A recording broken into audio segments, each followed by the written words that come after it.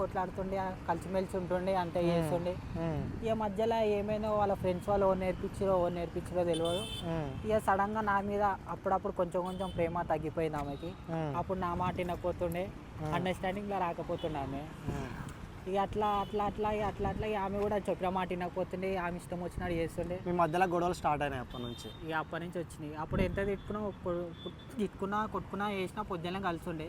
ఇప్పుడు ఒక మాట అంటే 4 రోజులు 5 రోజులు మెసేజ్ చేయదు, ఫోన్స్ చేయదు.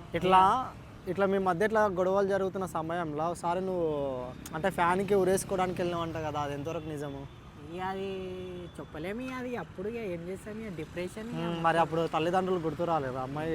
అమ్మాయి చేసిందని గుర్తుకు వస్తుంది కాబట్టి కదా ఈ దాకున్నాం మనం. ఆ గుర్తుకు రాకపోతే ఎప్పుడు ఫ్యాన్ ఊరేసుకొని చచ్చిపోతాడే. ఏంటి మరి ఫైనల్గా ఇప్పుడు అమ్మాయి పెళ్ళి అయిపోయిందా? మ్యారీడా?